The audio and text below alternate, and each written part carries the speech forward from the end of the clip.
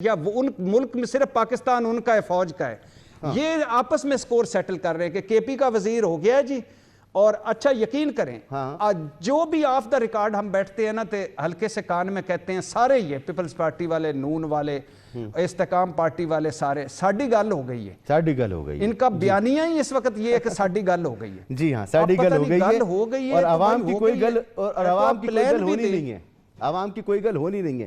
ارشاد بٹی صاحب، سب سے پہلے آپ کی طرف ہی آ جاتا ہوں. یہ بتائیے کہ آج جو یہ پرسپشن انڈیکس آیا ہے، اس سال بھی پولیس سب سے زیادہ کرپٹ ترین محکمہ، پھر ٹینڈرنگ کا شعبہ سب سے زیادہ کرپٹ ترین، پھر عدلیہ کرپٹ ترین، اور پھر تعلیم اور صحت کے شعبے، تمام وہ شعبے جن کا عوام کی زندگیوں سے براہ راست تعلق ہے.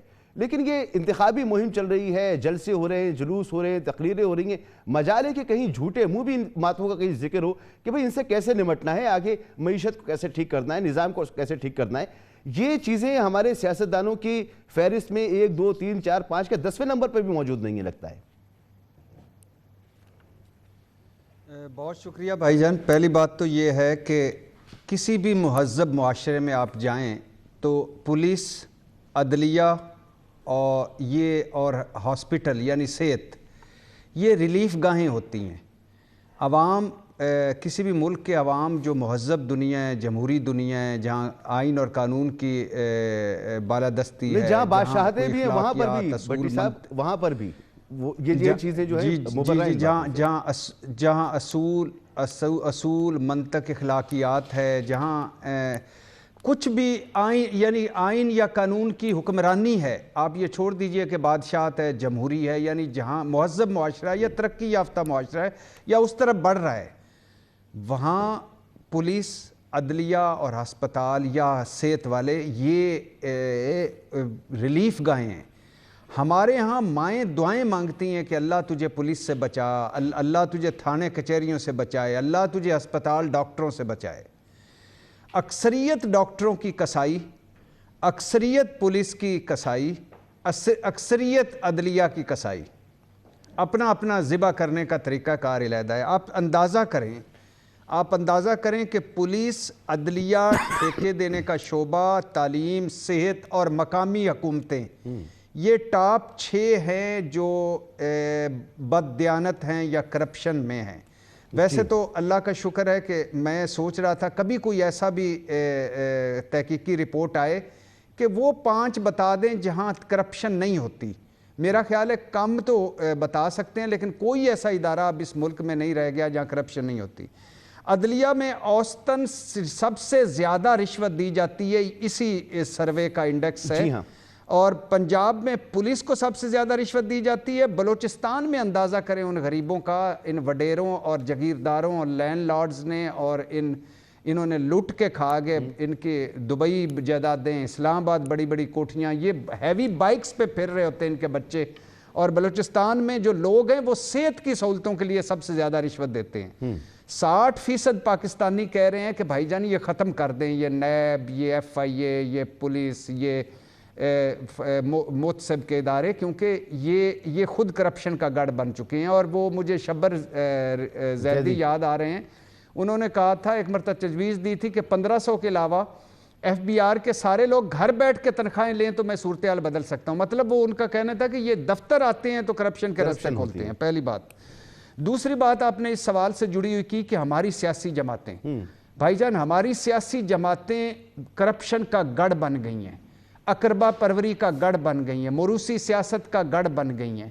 ہماری سیاسی جماعتیں ایک وہ چھپڑ بن گئی ہیں جس کا پانی رکا ہوا ہے، اور اس میں سے ہر طرح کے میں اب کیا لفظ استعمال کروں، آپ وہ جو پانی رک جاتا ہے اس کو دیکھ لیجیے، جو پانی چلتا رہتا ہے اس کو دیکھ لیجیے.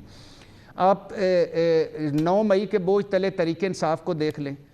جو سائیں عثمان بزدار کے دور میں مانیکاز نے، بزداروں نے، گجروں نے جو لٹ مار مچائی پنجاب میں، اور مرکز میں رزاق داؤد لے لیں، الزامات جن پہ لگے، رزاق داؤد لے لیں، ظفر مرزا لے لیں، ندیم بابر لے لیں، بخاریز لے لیں، اور یہ عامر محمود کیانی، اور یہ کتنے سکینڈل، یہ جہانگیر ترین، علیم خان، آٹا گندم، خسرو بخت، شجاع بخت، پتہ نہیں کون کون، یہ سارے جو تھے انہوں نے کیا کیا لٹ مچائی. مسلم لیگ نون لے لیں، ساری عمر لگ جائے تو ان کا یہ صرف یہ دو یہ پیناما لیکس میں ایون فیلڈ اور ٹی ٹی سکینڈل یہ دیکھ لیں، زرداریز لے لیں، اور صرف وہ 35 ارب جعلی اکاؤنٹس منی لانڈرنگ دیکھ لیں. بلاول کی ابھی آپ نے تقریر سنائی، بلاول کبھی زندگی میں جواب دے گا کہ اداکار ایان علی اور ان کی ٹکٹیں ایک اکاؤنٹ سے کیوں تھیں؟ تو بہت ساری دیکھیے بہت ساری اب یہ جو سیاسی جماعتیں دکھ ہوتا ہے ہمیں کہ آبادی بم پہ کبھی انہوں نے بات نہیں کی کہ ہمارے پاس بھائی جان یہ پلان ہے، الیکشن سرتے ہیں، اس طرح ہم آبادی روکیں گے. تو پبلک کے دکھتی رکھ تو یہی معاملات ہیں، ان پر بات کیوں نہیں کرتی؟ ہاں سر دیکھیں آخری چند جملے، آبادی بم پہ کبھی مسعود بھائی بات نہیں کی کہ یہ ہم روکیں گے، بے پیندے کی معیشت پہ کبھی بات نہیں کی، معاشی اصلاحات پہ کبھی بات نہیں کی، کبھی نہیں بتایا کہ میرے پاس یہ پلان ہے کسی جماعت نے کہ اس طرح قرضوں سے جان چھڑائیں گے، یہ بے روزگاری پلان ہے، یہ غربت پلان ہے، یہ مہنگائی پلان ہے. 200 سرکاری ادارے خسارے میں ہیں اور مسلسل چل رہے ہیں. کبھی کسی ایک سیاستدان میرے سمیت یا کسی ایک بندے کی اس پاکستان میں کوئی بزنس خسارے میں اور بیٹھ کے وہ تنخواہ دے سکتا ہے؟ یہ دیتے جا رہے ہیں. کبھی نہیں ہے کہ کوئی ان سے جان چھڑوائیں.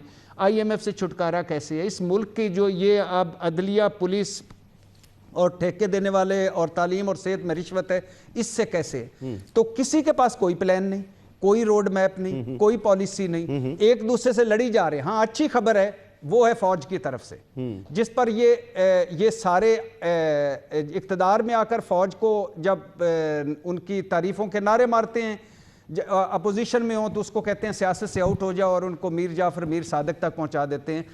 وہ کر رہی ہے کہ سعودی عرب کے پاؤں میں پڑھ کے کہ انویسٹمنٹ آئے، یو اے ای والوں سے، قطر والوں سے، کویت والوں سے، انہوں نے بزنس کونسل بنائی ہے، انہوں نے زراعت کے حوالے سے کیا ہے، انہوں نے کوئی انویسٹمنٹ، وہ اس طرف لگے ہوئے ہیں، وہی مافیاز کے خلاف کریک ڈاؤن کر رہے ہیں، وہی غیر ملکی تارکین وطن کو کر رہے ہیں اور وہی ان کی گالیاں بھی کھا رہے ہیں.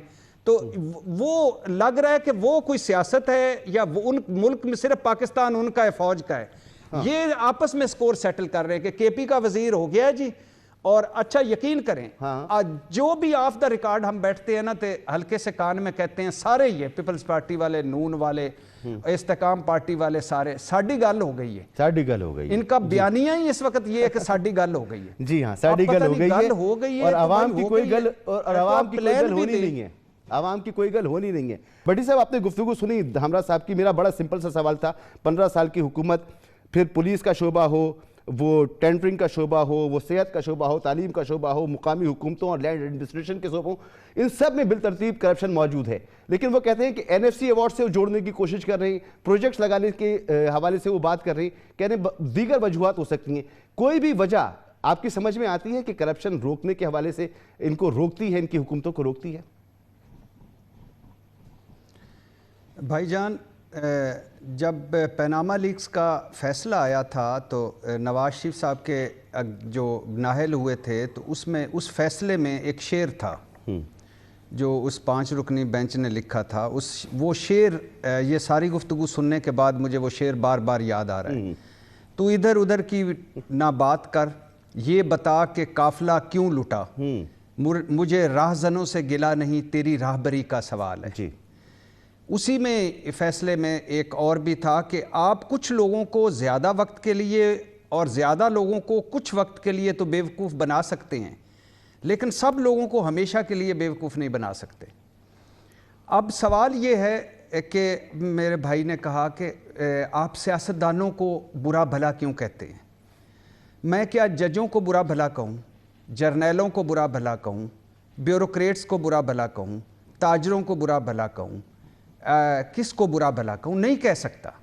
وجہ یہ ہے کہ یہ جو ایک ہمارا نظام ہے اس میں ایک سلسلہ ہے کہ ایک ووٹنگ ہوتی ہے، حالانکہ سارا کچھ ہی جعلی لگ رہا ہے، سارا کچھ ہی پچھلے 75 سال سے کوئی بھی فیئر الیکشن نہیں ہوئے، کوئی بھی عوام کی صحیح نمائندگی نہیں ہوئی.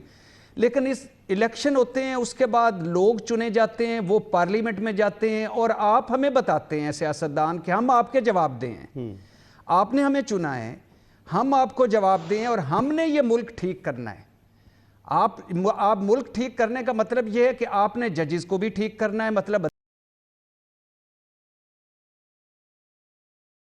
تاجروں کو بھی ٹھیک کرنا ہے, بیوروکریسی کو بھی ٹھیک کرنا ہے, پولیس کو بھی ٹھیک کرنا ہے. آپ اور آج 75 سال کے بعد 4 باریاں بھگتا کر پیپلز پارٹی اور مسلم لیگ نون والے کہتے کیا ہیں, وہ جو 3.5 سال درمیان میں تھا نا, اس نے بربادی پھیر دی. زندگی اپنی خوبیوں پہ گزاری جاتی ہے, دوسری کی خامیوں پہ نہیں گزاری جاتی. سوال کا جواب یہ نہیں ہوتا کہ اس کے دور میں زیادہ کرپشن تھی. سوال کا جواب یہ ہونا چاہیے کہ بھائی جان یہ میں کھڑا ہوں, یہ میں نے آپ کے سامنے یہ اپنا ڈیلیور کیا ہے. مجھے بتائیں, یہ دونوں میرے بھائی, پیارے بھائی, قابل احترام, پاکستان تحریک انصاف سے بھی گالیاں کھا رہی ہے, مجھے بتائیں کراچی کے نالوں سے نالہ لئی تک فوج کو کیوں صاف کرنا پڑتا ہے؟ مجھے بتائیں واپڈا فوج کو کیوں صحیح کرنا پڑتا ہے؟ مردم شماری فوج کو کیوں کرانا پڑتی ہے؟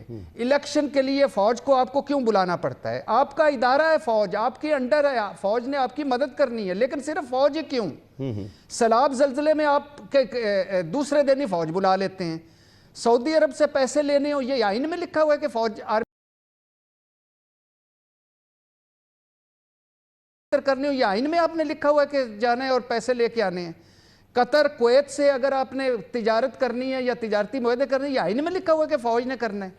اگر آپ اپنے آئین پہ کام کرتے ہیں اور آپ کہتے ہیں اسٹیبلشمنٹ کو سیاست میں حصہ لینے کا کوئی کردار نہیں, تو کام کریں نا اپنے.